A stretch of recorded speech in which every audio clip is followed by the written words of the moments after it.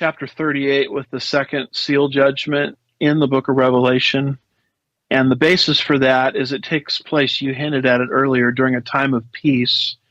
Chapter 38, verse 8, and chapter 38, verse 11, which to me could only describe after the Antichrist has come forward and entered into some kind of covenant with the nation of Israel. And then when you look at verse 19 of chapter 38, it talks about how this is going to happen in the day of God's blazing wrath.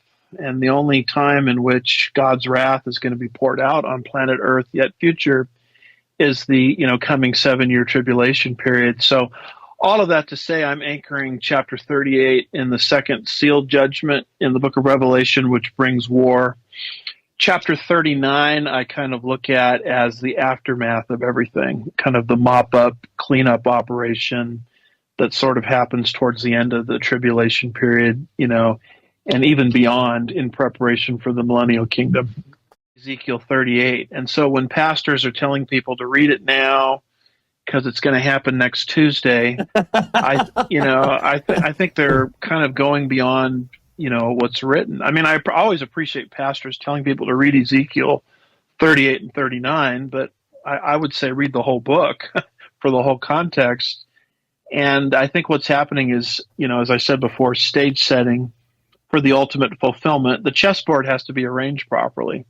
And that's what we're seeing aggressively happen right now. And because it's happening so fast, people are sort of confusing that with an actual fulfillment of these prophecies. I like the word you use there, the collection of words you use there, the real Gog Magog, the real Gog Magog. So in other words, there is the rehearsal.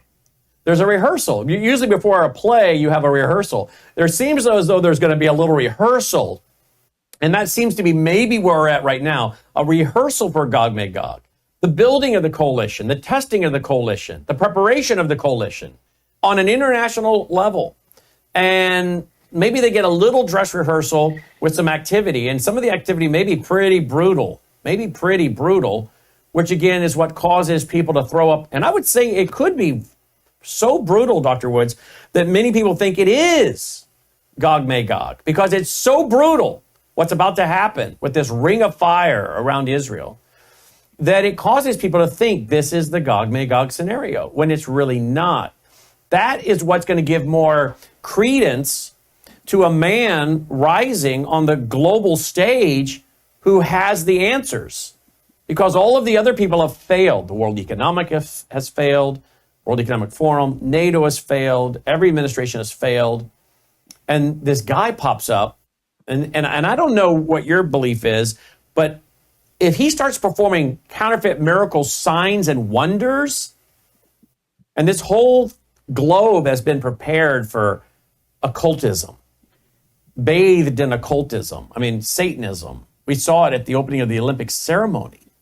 And if this guy shows up performing counterfeit miracles, signs, and wonders, some kind of technocrat savior, if you will, that can not only promise things, but he can back up his words with what appears to be supernatural miracles, counterfeit miracles, signs and wonders.